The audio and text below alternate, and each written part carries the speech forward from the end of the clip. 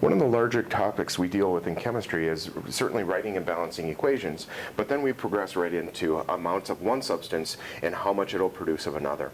And when you're dealing with things like gases, that becomes a bigger challenge because gases are so light, and how do you actually measure them through conventional means. So we have an experiment set up where we're going to be doing and producing a hydrogen gas from a reaction of magnesium and hydrochloric acid. So what you see here is a eudiometer of a type that's going to be collecting a gas, and you'll see that it has markings on there. So for demonstration purposes, here's how we set it up. I've pre-measured a meter-long ribbon of magnesium, and because magnesium is such a light mass to it, 1 meter ribbon is quite light, so we can't ever figure out, register on a particular balance one small section. We have to go by a larger section, which is a meter. So then I cut that meter into smaller sections between 2 and 3 centimeters, and we're going to be doing some conversions to figure out the mass of that. We want to get as accurate as possible when we're dealing with this. Then I took a copper wire. Now this is a lot larger than the one we'll actually use, but it's good for demonstration purposes. I took a copper wire, and we're going to loop that magnesium ribbon around the copper wire, and inside the tube here, I'm going to be filling it up with about 5-10 milliliters of strong hydrochloric acid. Now the reason we're using copper wire is we know from our activity series copper does not react with hydrochloric acid, so it's not going to be a part of the reaction at all. So I dangle the magnesium ribbon inside the tube. Now the acid's going to be down here, and so I'm going to fill the rest of this column up with distilled water. Okay, I don't worry about the acid down here because it's more dense. It's going to be at the bottom. And so the water up here is simply just to provide a little bit more gap in there. And so we're going to eliminate all of the air from the system. Then I take this, once I've filled it with some water, I put this down into the tube. I fill up with a Damascus over the top with water so there is 0 air trapped in this system. Then I take my thumb, I put it over the top, and I submerge it into this bucket of water that you'd see here. And I've already done that step for you, so you can see what I've got for the apparatus. Plus, you don't have to look at me anymore. That's great. So we've got my eudiometer right here. I've already inverted it in there. The acid will actually go, because it is more dense than the water, it'll drift down, and eventually it'll come in contact with the magnesium ribbon. Okay, that hydrochloric acid will meet with magnesium, make magnesium chloride and hydrogen gas, and the question is how much hydrogen gas was generated. Now, how much can be in terms of volume, so I can read that with the graduations there, but this lab is all about how much in terms of grams. How many grams of hydrogen was actually produced? That's a tricky question that we can't answer through conventional means. We have to go through our gas laws. Specifically, we're going to use the ideal gas law. Now, to answer that question, we need to know some other variables. So we have our volume of gas. We have our temperature, and that's going to be in Celsius that we know we have to convert into Kelvin. Okay, so we can see the temperature of that, and we're going to read that as accurately as possible. I also need to know what the pressure of the system is if I'm going to be doing this. So the pressure inside this tube, the reason you see this is suspended down in here, I've got the water column on the inside of the tube exactly even to the water level of the bucket. Now, when I do that, I know that the pressure inside this system is exactly the same as the pressure outside. Okay, but there's a catch to this. Because I'm collecting a gas over water, if you remember our rules, inside this system, using Dalton's law, I know that the pressure total is the same as the pressure outside. Inside is hydrogen gas, but since I'm collecting it over water, we also have water vapor. So the two of those together are going to be, the sum of those together are going to be equal to the pressure outside, so we're going to have to subtract that off. So I'm looking at variables of pressure and volume, which we'll read, temperature, which we'll read, and we're going to be solving for N, which is going to represent the moles. Then we convert our moles of hydrogen into grams of hydrogen, and that's what this lab is all about. We're going to be comparing it to our theoretical of what we know using stoichiometry. We're going to be comparing that to see our percent yield. Okay, so now we've set the stage for it. Here's our data. We went through and I pre-measured the meter ribbon like this, and I said that 1 meter, I found that to be 0.82 grams. Now, the length of the magnesium that I actually used inside that tube was 2.80 centimeters. So the question is, how many grams of magnesium did we have? Now remember, when we're doing this, I'm not going to do the whole problem for you, but I had this. I need to get rid of my label of centimeters, and I need to somehow get it into grams, okay? I do have a conversion factor right here. So I have a label of centimeters. I'm going to get rid of centimeters, get it into meters, and then I need to convert it from meters into grams. What this is telling me is 2.80 centimeters is how many grams. Now, this is an important step. We need to know that so we can do some of the other conversions. Now, the volume of the hydrogen collected. Now, this is the volume when it was actually even with the water volume on the outside of that cylinder. Okay, so that volume ended up being, let's see, I'm looking at my numbers right now. It ended up being a volume of 25.61 milliliters. 25.61 milliliters. Okay, now we have to take a look at the temperature of the hydrogen.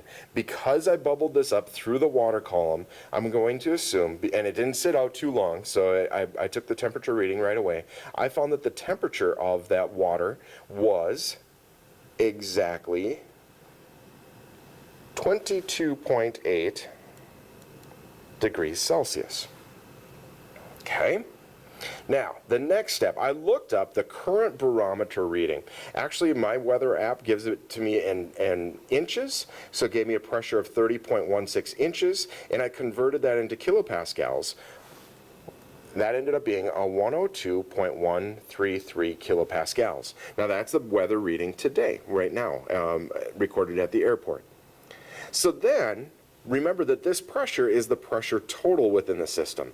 But remember, we collected it over water, so I have to know what was the vapor pressure of the water as we went. Okay? So I pull up my chart, and I say, and I'll call it 22.8, that's close enough to 23 for me. So I'm going to say that the vapor pressure of the water as it's evaporating into the column was 2.8. Okay, that's always a unique value depending on the temperature of the water. So I do my math and I figure out what's the pressure of my dry hydrogen, because that's what I'm concerned about. So I subtract those two, I ended up with 99.333. Okay, now if I use this at STP, I can do a couple of things. This step right here in number 9. This step right here in number 9 goes about answering the question in a little bit different way. If I use the combined gas law, which is the V1 P1 T2 equals V2 P2 T1, or maybe you're using V1 P1 over T1, that's fine. If I'm doing that, if I'm solving for my V2, what I'm doing here, and notice that this is in milliliters, what I'm doing here is I'm saying how much would that occupy at STP? Then I could, using the combined gas law, then if I'm at STP, then I could use my 22.4 liters and convert that to moles, and then my moles to grams. I could answer this question of how many grams is in the column by doing this step. So I want you to just go through the math as a practice, but I also want you in number 10 to go through, this is just solving for V2. In number 10, I want you to bypass this step. Okay, so do the work. I want to be clear here. I want you to do the work to practice your solving for V2.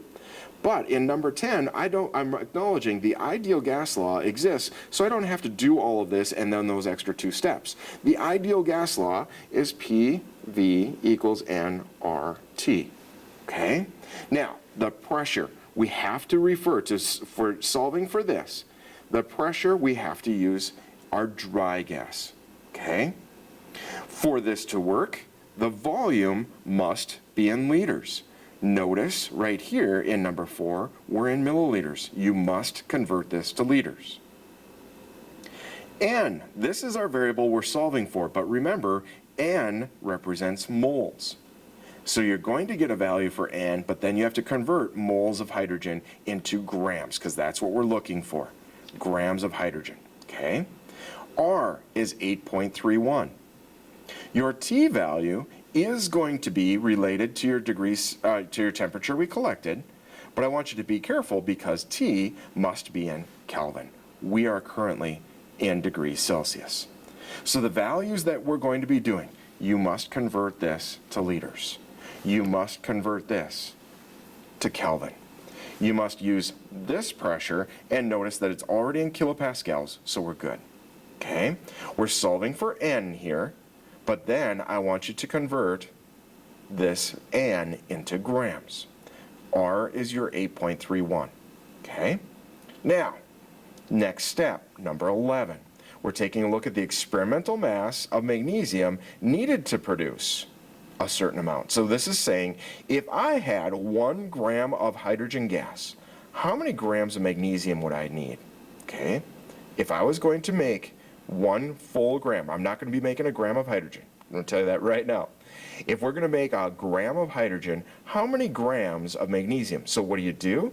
You take a look at those ratios we had already. Grams of magnesium was here, number 3, divided by the grams of hydrogen that you found from number 10. That is our conversion factor.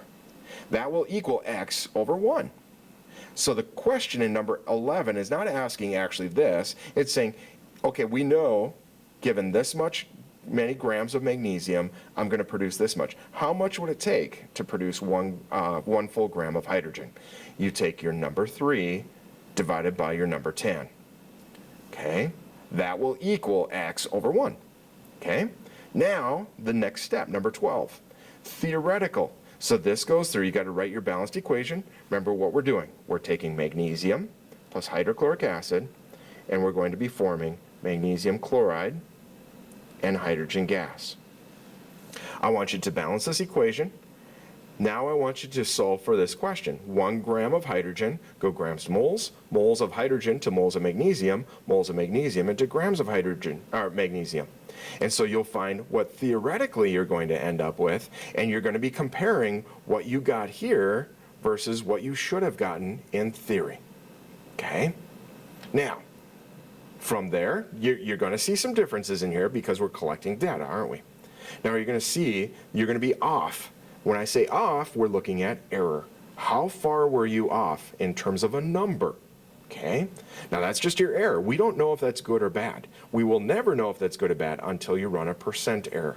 So you subtract the difference between your actual and theoretical, and then you divide by your theoretical. Divide by what you should get, and that'll give you a percent error. So I've walked you through all the different steps. We know the experiment itself. We're looking for how many grams of hydrogen did we actually produce in this, and then using that data, how much magnesium would it take to do a gram, and we're going to be finding what was our percent error in this experiment. Okay? So everybody, when we do this live, you're going to be finding your own different lengths of magnesium. You're going to be having different temperature. We're going to have a different pressure when we go through it in class because I'm just taking the live data right now. So there's a lot of variables in here, but the process for 1 through 14 is going to be the same for everybody. Good luck.